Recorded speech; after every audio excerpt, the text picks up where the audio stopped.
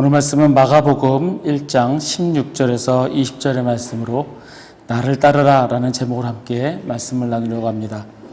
오늘 말씀을 제가 봉독하도록 하겠습니다. 갈릴리 해변으로 지나가시다가 시몬과 그 형제 안드레가 바다에 그물 던지는 것을 보시니 그들은 어부라. 예수께서 이르시되 나를 따라오라. 내가 너희로 사람을 낚는 어부가 되게 하리라 하시니 곧 그물을 버려두고 따르니라. 조금 더 가시다가 세베대의 아들 야고보와 그 형제 요한을 보시니 그들도 배에 있어 그물을 깁는데 곧 부르시니 그 아버지 세베대를 품꾼들과 함께 배에 버려두고 예수를 따라가니라. 아멘. 우리가 지금까지 인생을 살면서 나에게 선생님이란 존재가 없었던 적은 없을 겁니다.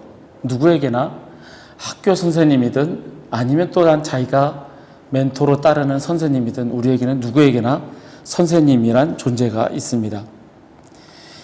옛날 TV 프로그램 중에 TV는 사랑을 싣고 라는 프로그램을 기억하실 겁니다.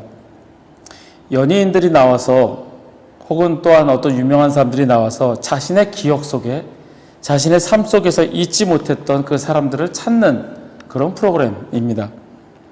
자신이 어려운 시절 도움을 줬던 사람, 또 혹은 어렸을 적에 짝사랑했던 소꿉친구나 또한 많은 사람들이 찾기를 자기에게 큰 영향력을 끼쳤던 선생님을 찾는 그런 프로그램이었습니다.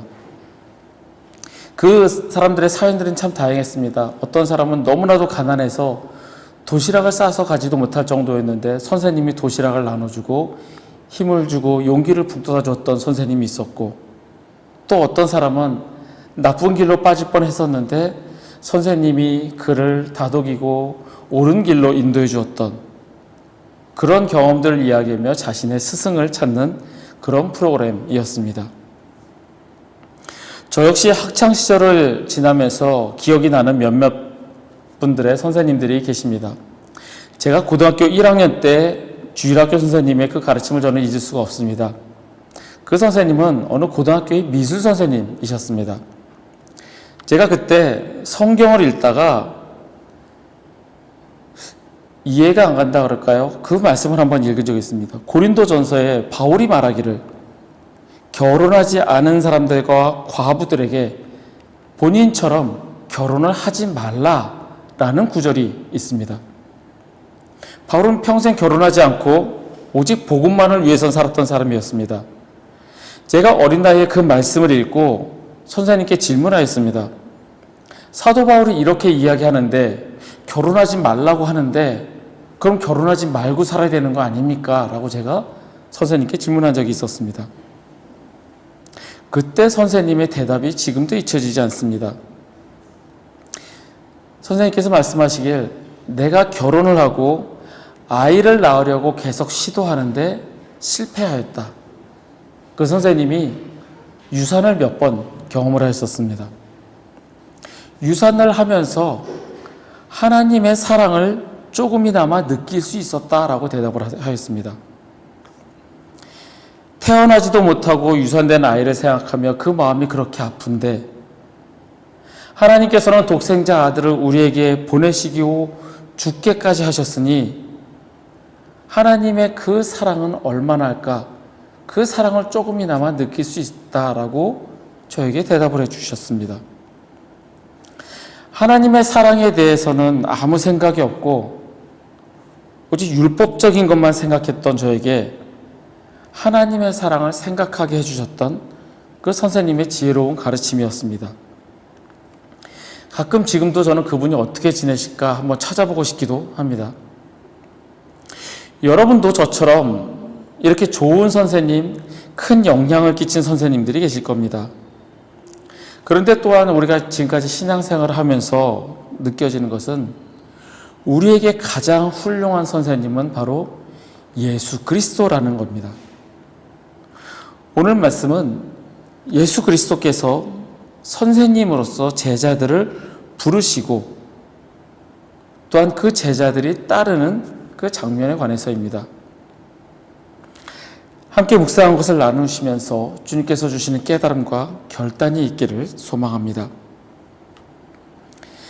갈릴리 해변을 지나가시다가 예수님께서 고기를 잡고 있는 시몬과 그 형제 안드레, 그리고 또 야고보와 그의 형제 요한을 부르십니다. 그리고 그들은 그 모든 것을 버려두고 예수를 따라갑니다.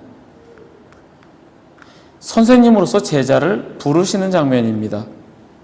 그런데 유대교에 있어서는 배울 사람이 스승을 찾아가서 배우게 해달라고 요청하는 것이 일반적이었습니다.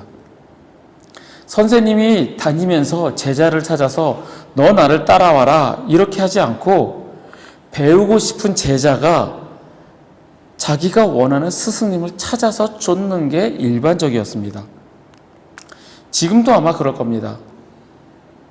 물론 우리가 학교에서 정규교육을 밟을 때는 선생님이 지정이 되어져서 우리가 선생님한테 배우지만 내가 정말 배우고 싶은 그 선생님을 쫓아서 그 선생님을 따라가는 게 지금도 그렇습니다. 대표적으로 얘가 저희 신대원 동기 형님이 그렇습니다. 그 형님이 늦은 나이에 신대원에 입학을 하셨습니다. 그래서 처음에 입학하였을 때 동기들이 모여 앉아서 어떻게 신대원을 오게 되었는지, 어떻게 신학을 하기로 결심하였는지 그런 얘기들을 나눈 적이 있습니다. 근데 그 형님은 저희 학교의 조직신학 교수님 때문에 우리 학교로 오게 되었다라고 이야기를 하였습니다. 그 교수님의 조직신학 강의를 들으면서 눈물이 주르르 흐르면서 성령의 감동하심을 깨닫고 신학을 하기로 결심하였다라고 이야기를 하는 겁니다. 조직신학이라는 것이 참 어려운 학문입니다. 그런데 그 어려운 학문의 강의를 들으면서 눈물을 흘리고 감동을 한다? 공부를 싫어하는 저로서는 도저히 이해할 수 없는 그런 거지만 하나님의 역사하심은 각각의 성품과 인격과 학력과 그 모든 것을 각각의 개인에 맞춰서 안성맞춤식으로 하신다는 것을 또한 깨달았습니다. 그 형님도 이 교수님을 쫓아서 우리 학교를 선택하였듯이 옛날 유대 사회에서도 제자들이 스승님을 선택하였습니다. 그런데 오늘 본문에 나오는 것처럼 예수님께서는 당신이 원하는 사람을 전권적으로 부르셨습니다. 그 예수님의 부르심에는 위험이 있었고 그래서 그들은 모든 것을 버려두고 따라갔습니다. 그들이 예수님을 따라가는 결단을 내리는데 고민을 했다거나 어려움을 느꼈다거나 그러한 기록은 성경에 전혀 없습니다. 제자들은 예수님이 나를 따라오라 그 말 한마디에 단순하게 순종하였습니다. 그들은 자신의 미래를 계획하거나 그들이 하던 사업의 뒤처리, 재산, 여러 고민들을 생각하지도 않고 그냥 모든 걸 버리고 떠났습니다. 자신들에게 큰 손해가 있을 것임을 알았을 겁니다. 이렇게 예수님을 따른다는 것은 큰 손해가 있을 수 있습니다. 지금 하던 사업을 접고 가는 것이니 앞으로 경제적인 상황이 어려워질 수도 있습니다. 그들의 삶과 생계와 그의 가족, 그 모든 계획 그걸 뒤로 하고 떠나니 앞이 캄캄할 수도 있습니다. 하지만 그들은 심사숙고하지 않고 주저하지 않고 그냥 따랐습니다. 그런데 그렇게 주님을 따랐음에도 불구하고 그렇게 모든 것을 버리고 주님을 따를 정도면 대단한 결말이 있어야 될 텐데 그들의 남은 삶을 보면 인간적으로는 실패한 것처럼 보이는 삶입니다. 배를 가진 선주로서 사업 잘하고 가족들을 잘 보살피면서 편안하게 보낼 수 있었던 그 여생을 포기하고 예수님을 따랐는데 결국엔 돌아온 것은 십자가 처형 내지는 돌에 맞아 죽는 죽음, 잔인하게 죽었던 그런 순교, 그런 거였으니 세상적인 시각으로 보면 완벽하게 처참한 실패처럼 보입니다. 하지만 주님의 시각으로 보았을 때는 그들은 주님의 명령에, 주님의 말씀에 온전히 순종한 참 제자였습니다. 분명 인간적인 시각으로 봤을 때 손해보고 잃은 것이 많았지만 눈에 보이지 않는 축복, 주님과 동행함으로 느낄 수 있었던 기쁨과 그들의 경건한 삶, 결국엔 주님을 따르는 것이 손해가 아닌 축복임을 깨달았던 제자들입니다. 예수님이 부르셨던 제자들은 자기들만의 계획을 세우거나 그 계획대로 움직이지 않았습니다. 나를 따라오라, 이 말씀의 모든 것을 버려두고 따라갔습니다. 자신의 계획이나 미래에 대한 소망, 남은 가족과 재정, 이런 거 생각하지 않고 그냥 무식하게 순종하였습니다. 제가 무식하게 순종하였다고 해서 이 베드로와 안드레, 야고보와 요한이 정말 무식하지는 않았습니다.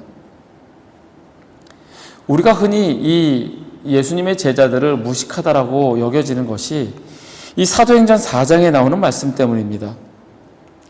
유대의 지도자들, 율법학자들이 베드로와 요한을 향하여 본래 배운 것이 없는 보잘것없는 사람이다, 그렇게 이야기하는 것을 보고 아, 이 사람들은 무지하다, 무식하다라고 여겨지는 것이 정설처럼 받아들여졌습니다.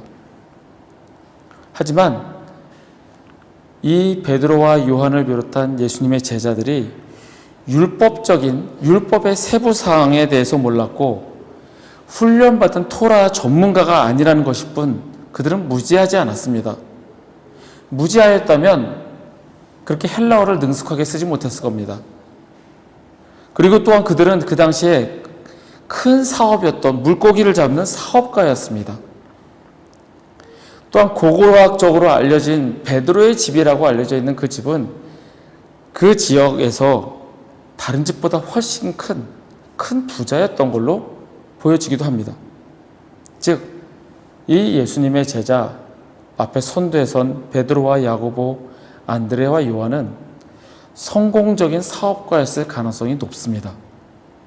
그러면 성공적인 사업가라면 이렇게 무턱대고 무대뽀로 생각 없이 움직이지 않는 사람들이라는 겁니다. 계획을 잘 세우고 계산을 잘하고 매사에 철두철미한 사람들이었을 겁니다. 언제 물고기를 잡으러 가야 많이 잡을 수 있는지, 언제쯤에 인부들을 고용을 하고 그들에게 월급을 얼마나 언제 어떻게 줘야 하는지, 사업가들이 정말 무수하게 많은 생각을 하듯이 그들 또한 계획적이고 매사에 신중한 사업가였을 겁니다. 그랬던 사업가였던, 치밀하고 계획적이었던 이 사람들이 주님의 부르심에는 상황 살피지 않고 모든 것을 버리고 떠났습니다. 분명 계획적인 사람인데도 불구하고요. 주님께서는 우리에게 이러한 순종을 요구하십니다.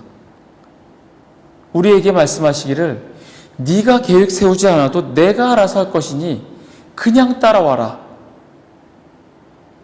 내가 너를 택하여 너를 세웠으니 너는 그냥 따라오기만 하면 된다. 예수님께서 우리에게 그렇게 말씀하십니다. 그래, 너 머리 좋으니까, 네가 계획 잘 세우니까 네가 이거 잘할 거야, 그러니까 너 이거 해 라고 하시는 예수님이 아니라는 겁니다.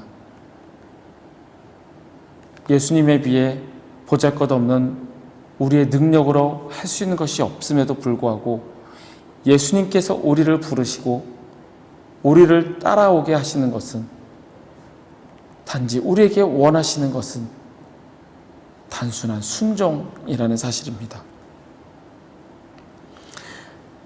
이렇게 베드로와 야고보, 안드레, 요한은 예수님을 따랐습니다. 나를 따르라, 이 말 한마디에 모든 것을 버려두고 떠났습니다. 우리에게도 그러한 순종이 있기를 바랍니다. 반면에 누가복음 9장에는 예수님을 따르고자 하였으나 따르지 못한 사람들이 나옵니다. 누가복음 9장 59절에서 62절 말씀입니다. 또 예수께서 다른 사람에게 나를 따라오너라 하고 말씀하셨다. 그러나 그 사람이 말하였다. 주님, 내가 먼저 가서 아버지의 장례를 치르도록 허락하여 주십시오. 그러나 예수께서는 그에게 말씀하셨다. 죽은 사람들을 장사하는 일은 죽은 사람들에게 맡겨두고 너는 가서 하나님의 나라를 전파하여라. 또 다른 사람이 말하였다. 주님, 내가 주님을 따라가겠습니다. 그러나 먼저 집안 식구들에게 작별 인사를 하게 해주십시오. 예수께서는 그에게 말씀하셨다. 누구든지 손에 쟁기를 잡고 뒤를 돌아다보는 사람은 하나님 나라에 합당하지 않다. 유대인의 장례 관습은 이러했습니다. 당시 유대인들은 사람이 죽으면 그 땅의 열기 때문에 아주 빠르게 묻었습니다. 그리고 가족들이 애도하는 1년의 시간이 지나면 그 죽은 사람의 뼈를 조상들의 뼈와 함께 골방으로 옮겼습니다. 따라서 이 말씀에서 나오는 내가 먼저 가서 아버지의 장례를 치르도록 허락하여 달라는 이 말은 1년을 더 기다려달라는 요청이라는 겁니다. 두 번째 나오는 사람은 가족에게 작별 인사를 하고 싶어 했습니다. 그는 예수님에게 다가와 내가 주님을 따라가겠습니다. 그러나 라고 말했던 사람입니다. 이 두 사람의 공통점은 매우 합리적인 이유로 주님의 부르심을 잠시 연기하고자 했던 사람들입니다. 아버지의 장례를 치르는 것, 당연히 자식된 자의 도리입니다. 장례 풍습에 따라 1년을 기다리고 그 다음에 장례를 모두 마친 다음에 그 다음 일을 행하는 것, 매우 합리적이며 당연히 지켜야 할 도리입니다. 그리고 두 번째 사람은 가족에게 작별 인사를 하고 싶어 했습니다. 이건 역시 전혀 이상하지 않은 당연히 해야 할 예의이며 사랑하는 가족에게 행해야 할 의무입니다. 이 두 사람 모두 합리적인 사람이고 인간적인 도리를 지킬 줄 아는 사람입니다. 하지만 예수님께서는 그들에게 합당하지 않다라고 말씀하십니다. 왜냐하면 예수님께서 부르실 때 결정을 내려야 하는 그 중요한 순간에 더 먼저 해야 한다고 생각하는 그 일들로 인해서 내 판단은 흐려졌기 때문입니다. 예수님의 명령, 예수님이 먼저가 아니라 내가 더 중요하게 생각하는 그것을 먼저 생각한다는 겁니다. 예수님의 부르심보다 더 중요한 것을 생각한다는 겁니다. 결국 이 말씀 속에서 이 사람들은 예수님의 부르심에 무조건적인 순종이 아닌 변명과 핑계를 대고 있습니다. 분명히 합리적인 이유임에도 주님 보시기에는 변명과 핑계입니다. 우리가 보기엔 합리적인 것 같지만 주님 보시기엔 하나님 나라에 합당하지 않은 사람입니다. 주님을 따르겠습니다. 하지만 지금보다 더 여유가 생기면 그때 하겠습니다. 주님을 따르겠습니다. 다만 1년 후에 하겠습니다. 주님을 따르겠습니다. 그러나 그 전에 먼저 다른 일을 좀 해야겠습니다. 주님을 따르겠습니다. 그런데 지금 제가 가지고 있는 것, 누리고 있는 것, 이건 포기 못합니다. 그러니 충분히 채워지고 난 다음에 주님을 따르겠습니다. 우리가 지금 이렇게 주님의 부르심에 핑계와 변명을 대고 있지는 않는지, 주님께서는 우리의 모든 것을 요구하십니다. 조건을 따지고 내가 생각해서 가능하다고 여길 때 그때 하겠습니다. 내 기준에 맞춰서 따르겠다라고 하는 것은 온전한 순종이 아닙니다. 내가 가지고 싶은 것을 다 가진 후에, 내 욕심을 다 채운 후에 그 다음에 주님을 따르겠다라는 것은 우선순위가 완전히 뒤바뀐 조건부 순종입니다. 이러한 태도에 주님께서는 하나님 나라에 합당하지 않다라고 말씀하십니다. 하나님 나라에 합당하지 않은 사람이라고 예수님께서는 말씀하십니다. 이 두 사람 모두 내가 주님을 따르겠습니다 라고 말하였던 사람들입니다. 그러나 내가 더 중요한 것이 있습니다 라고 핑계를 대는 겁니다. 예수님께서는 지금도 여러분과 저를 나를 따르라 말씀하시며 부르십니다. 우리가 그 부르심에 순종하지 못하도록 가로막는 것은 무엇입니까? 가족, 시간적인 제약, 아니면 돈벌이.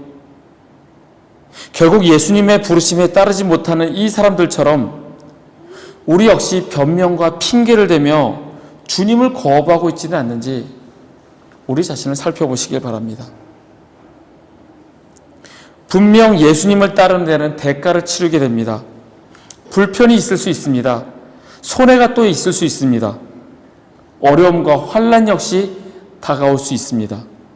하지만 그것에 이상 가는 축복이 있음을 경험하시는 저와 여러분이 되시기를 간절히 바랍니다. 마지막으로 요한복음에 나오는 나다나엘을 만나시는 장면입니다. 요한복음 1장 46절에서 49절 말씀입니다. 나다나엘이 이르되 나사렛에서 무슨 선한 것이 날 수 있느냐? 빌립이 이르되 와서 보라 하니라. 예수께서 나다나엘이 자기에게 오는 것을 보시고 그를 가리켜 이르시되 보라 이는 참으로 이스라엘 사람이라 그 속에 간사한 것이 없도다. 나다나엘이 이르되 어떻게 나를 아시나이까? 예수께서 대답하여 이르시되 빌립이 너를 부르기 전에 네가 무화과 나무 아래에 있을 때에 보았노라. 나다나엘이 대답하되 랍비여 당신은 하나님의 아들이시요 당신은 이스라엘의 임금이로소이다. 아멘. 예수님께서 빌립을 부르시자 빌립은 그 동네 친구 나다나엘을 찾아가 예수가 메시아라고 이야기를 합니다. 나다나엘이 예수님께 오자 그를 향하여 참 이스라엘 사람이며 그 속에 간사한 것이 없다라고 예수님께서는 나다나엘을 향하여 칭찬하십니다.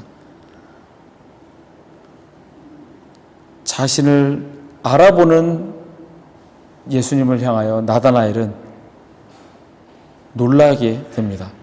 그때 예수님께서는 빌립이 너를 부르기 전에 내가 무화과 나무 아래에 있을 때 내가 보았다라고 말씀을 하십니다.